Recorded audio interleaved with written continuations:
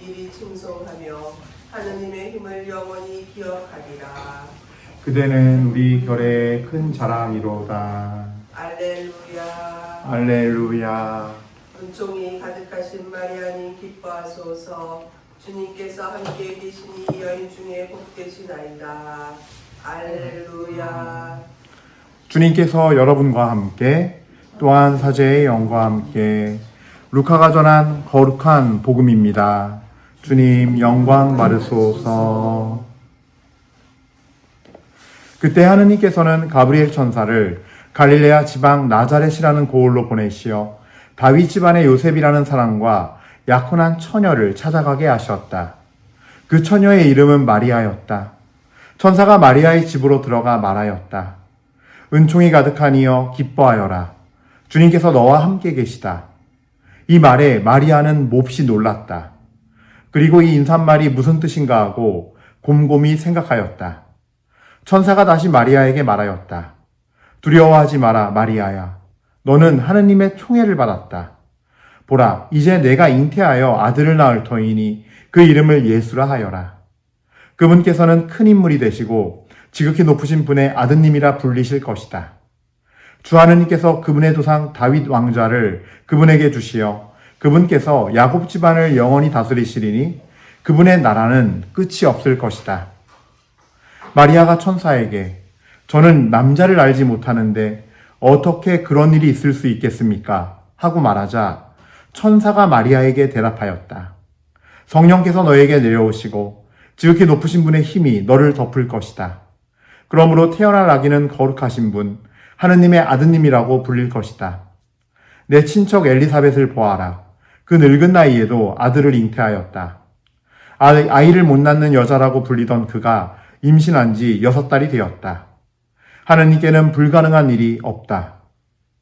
마리아가 말하였다. 보십시오. 저는 주님의 종입니다. 말씀하신 대로 저에게 이루어지기를 바랍니다. 그러자 천사는 마리아에게서 떠나갔다. 주님의 말씀입니다. 그리스도님 참여합니다. 참 예수님, 참 예수님. 예, 반갑습니다.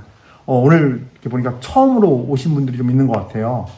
되게, 예, 처음 오셨죠? 네. 예. 어디서 오셨어요? 삼각지 성당. 아, 삼각지 성당이요? 네. 예, 제가 작년 3월에 갔었죠. 예. 예, 이렇게, 사실 많은 분들이 좀 궁금해 하시는 것 같긴 하더라고요. 근데 보면 이제 오실 시간들이 없으니까 못 오시는데, 그래도 좀 삼각지면은, 그래도 좀 오래 걸리지 않았어요? 내비를 잘못 봐가지고 빙빙 돌고요. 아. 와가지고 또 네네네. 맞아요, 맞아요. 여기가, 있었어요. 여기가 그래요. 예. 안내해주는 분도 맞아요. 안 보이고 예. 이래가지고 보시면 알겠지만 되게 가족적이잖아요. 안내 봉사자 이런 게, 예, 없기는 해요. 사실 마음으로 늘 그게 거북하고 죄송한데 쓸 사람이 없으니까 오시느라 고생 많으셨습니다. 예, 뭐, 날도 추운데 고생하셨어요. 또, 인천에서요. 예, 멀리서 오셨네요. 근데 찾아오는 건 한 번에 찾아오셨어요? 처음이라서 좀 헤매셨어요? 물어봐서. 다행이네요. 그래도, 예. 하여튼 두 분 또 이렇게 처음 오신 분들은 너무 고생 많으셨습니다. 예. 그래요. 환영하고요. 또 이렇게, 오늘 이 시간이 은총의 시간, 주님 안에서 좋은 추억의 시간이 되기를, 예, 기도드립니다. 오늘, 그래, 우리 모두 시작하기에 앞서서 우리 예수님께 정말 감사한 마음 가지고, 이 새해를 주신 주님께 감사한 마음 가지고 찬미와 영광 드리면서 함께 시작하도록 합시다. 그래요. 주님께 찬미와 영광 드리고 감사드립니다. 자, 올해 새해에는 뭐 많은 분들이 다 이렇게 꼭 덕담을 하더라고요. 그래서 뭐 무슨 해다 하는데 저는 다른 말씀 드릴 거 없고요. 무슨 양이며 말이며 뱀이며 호랑이며 용이며 다 그 띠 정해놓는데 다 결국은 다 하늘 아래 예수님, 다 하늘이신 예수님 아래에 있는 거니까 저는 그냥 어제나 오늘이나 내년이나 다 예수님의 해예요, 저는. 예. 이제 앞으로 저는 무슨 띠냐 물어보면요, 예수님 띠로 걸을 거예요. 그냥 미쳤다 쳐다봐도, 예, 예수님의 해고 예수님 띠예요, 저희는 무조건 다. 예. 그래서, 다른 거 말고 예수님을 그냥 가득 안으십시오, 그냥. 그런 해가 되십시오. 예. 그리고 우리 교회에서는 올해 희년, 25년 이제 희년을 지내는데, 희년 자체가 기쁨의 의미가 있지만 사실 모든 것이 다 원래로 돌아가는, 예, 그래서 노예도 다 해방시키고, 본래 희년 그 구약 성경 보면요, 노예도 그래서 해방시켜주고, 땅도 건드리지 않고, 수출들도. 예. 그러면서 모든 걸 원상태, 처음에 하나님이 창조하셨던 그 상태로 두는 것이 희년의 어떤 그 원래 또 의미이기도 해요. 즉, 원래의 질서를 회복한다는 거죠. 처음에 창조하신 그 질서를. 예. 그래서 여러분들에게도 그런 주님과의 질서가 내 영혼 안에서부터 회복되는 한 해가 되었으면 좋겠습니다. 특별히 희망이라는 주제를 가지고 우리 교회가 올해는 특히 걷고 있는데, 교황님께서는 로마서 5장에 몇 절이더라? 5절인지 몇 절인지 절까지는 제가 모르겠습니다. 5장에 보면은 희망은 우리를 부끄럽게 하지 않습니다. 이게 올해 교황님께서 내신 희년 주제 성수예요. 그래서 주님께 희망을 걸고 가면서 그 희망 안에서 우리가 주님을 정말 더 많이 발견하고 예수 그리스도를 만나는 한 해가 되었으면 좋겠습니다. 또 그런 의미에서 오늘도 함께 말씀 나눌 건데요. 사실 제1독서는 인간이 원죄를 짓고 인간의 원죄가 정말 지어지고 탄생하는 그 모습을 담은 게 오늘 제1독서 말씀, 창세기 말씀이고요. 그 다음에 루카복음은 그 원죄가 회복되는 역사적인 순간이에요, 사실은. 그거에 관한 복음을 듣는 거예요. 희년과도 밀접한 연관이 있는 복음인 거예요, 결국은. 흩어졌던 인간의 아담과 하와의 원죄로 인해서 흐트러진 질서가, 죄로 인해서 타락해지고 흐트러진 그 질서가 성모님의 이 예수님을 탄생을 받아들이면서의 이 순종으로 인해서 다시 원래의 모습으로 질서가 회복되는 순간에 역사적인 우리 두 성경 말씀을 듣고 있는 겁니다. 그래서 참 저는 오늘 제1독서 말씀 잠깐 같이 볼 텐데요. 3장 9절에 10절, 9절과 10절에 이제 열매를 따먹은 뒤에, 선악과를 따먹은 뒤에 하나님 부르세요. 아담아 너 어디 있느냐? 근데 대답을 이렇게 해요. 동산에서 당신 소리를 듣고 제가 알몸이기 때문에 두려워 숨었습니다. 이 말씀을요, 깊이 묵상할 필요가 있어요. 동산에서 당신의 소리를 듣고 제가 알몸이기 때문에 두려워 숨었습니다. 두렵단 말이 나와요. 이게 죄 상태에 있으면 크게 일단 첫 번째 현상이에요. 하느님이 오시면 죄 많은 인간은 하느님이 두려워요. 죄인인 인간의 본성이에요, 그게. 죄의 상태에 있는 나의 모습의 본성이에요. 예. 두 번째로는요,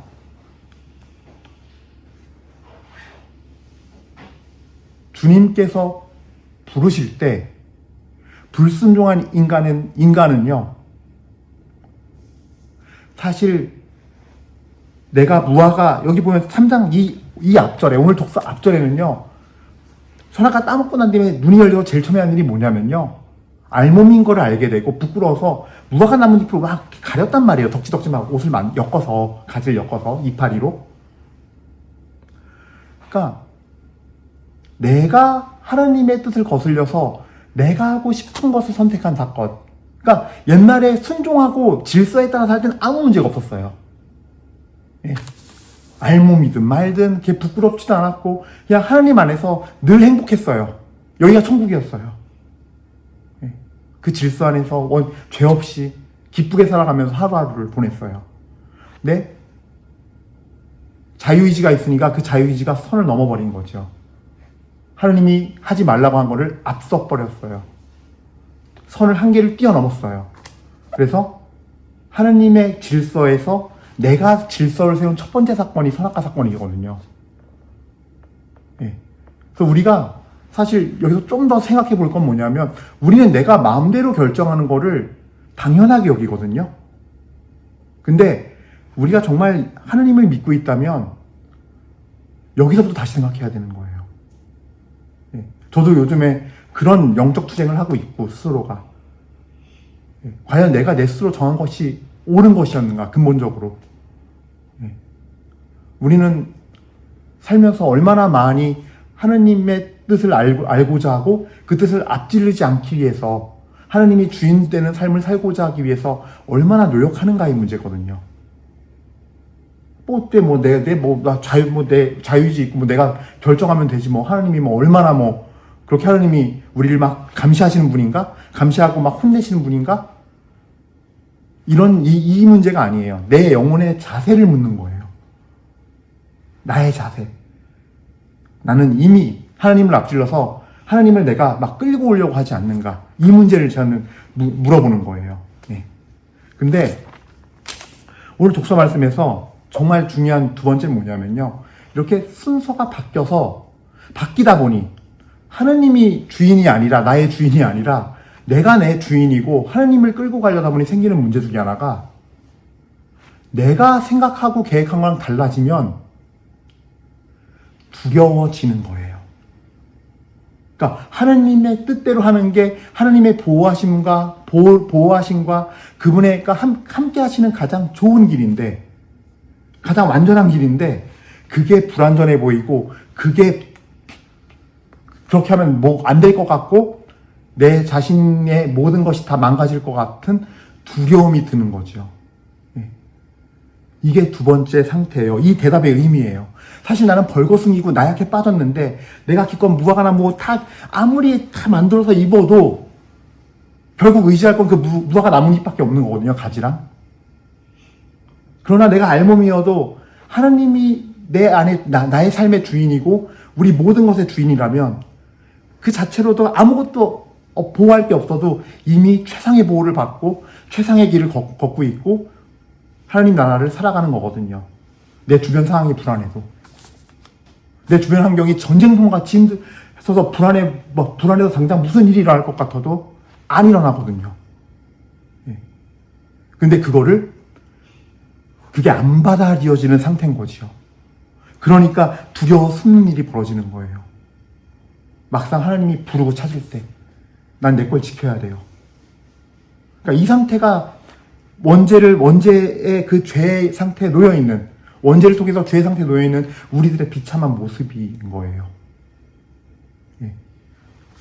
근데 오늘 복음에서는 아주 반대의 일이 일어나요. 저는 성모님을요, 어떻게든 붙잡고 따라가야 한다고 생각해요. 그분의 신앙을요, 모든 신자분들에게 제가 강력하게 권하는 건요, 이분은 어떻게 해서 본받아서 따라가야 돼요. 예수님의 어머니시지만 예수님의 어머니란 자격이 그냥 주어진 게 전 아니라고 봐요. 바로 오늘 제일 마지막에 1장 38절 제일 마지막 말씀 보십시오. 저는 주님의 종입니다. 말씀하신 대로 저에게 이루어지기 바랍니다. 이 한마디가 저는 이렇게 그냥 묵상할 때마다 요즘 그러거든요.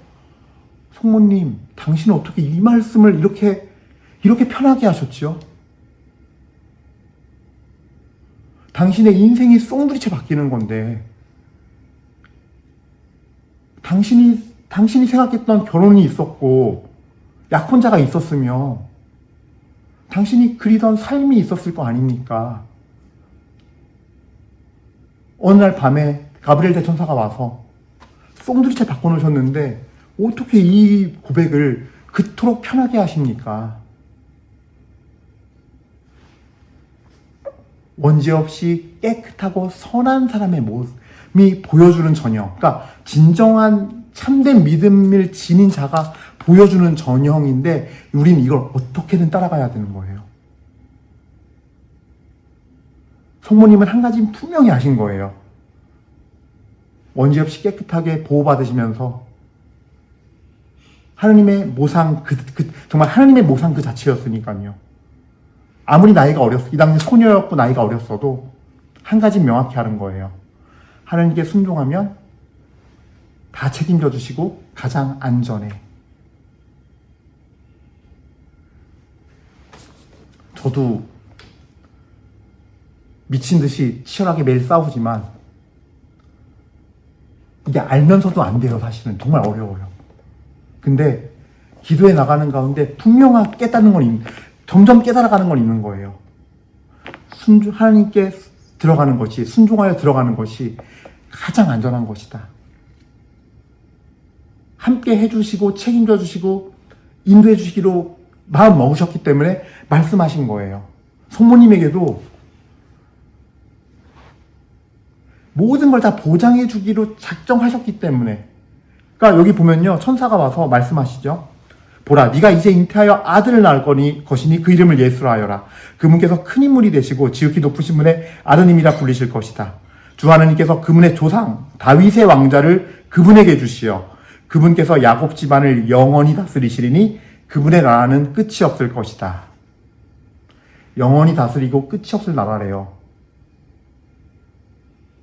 그럼 뭐예요? 내가 아들을 낳으면 그 아들이 어떻게 된다는 거예요?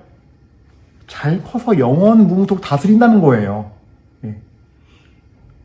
여긴 뭐예요? 이게 뭐가 약속된 거예요? 안전이 보장된 거예요, 사실은. 예. 내가 하나님이 친히 알아서 다 해줄게. 사실은 우리에게도 그렇게 올 때 우리는 아담과 하와의 모습 보이고 있는 거죠. 내가 이렇게 해서 했는데 하나님은 날 불러서 이렇게 하려는데 난 거기 따라가기가 싫은 거예요. 억지로 대답하고 나오면서도 불안하고 두렵고 염려되고 무섭고. 예. 그게 우리들 모습이라는 거예요. 현실이고. 근데 이거를 정말 주님의 이름을 믿고 깨고 여기 있습니다 하고 나오는 그런 신앙을 우리가 가져야 하는 것이 오늘 하나님께서 우리에게 강력하게 요청하시는, 성모님께서 이렇게 응답하시고 예수님 품고 세상에 예수님 낳으셨어요. 근데 우리도 매일매일 우리에게 주어지는 그 부르심 속에서 그걸 순종할 때 우리에게도 예수님이 잉태되는 거예요. 그리고 때가 되면 그 일이 이루어져서 세상에 예수님이 태어나게 되고 세상에 그 예수님을 다 알아보게 되는 거죠. 그 예수님의 모습은 사랑의 열매가 될 수도 있고, 기쁨의 열매가 될 수도 있고, 평화의 열매가 될 수도 있고, 많은 이에게 위로와 치유, 그 모든 것들을 다 주는 온갖 좋은 주님의 성령의 열매가 될 것이에요.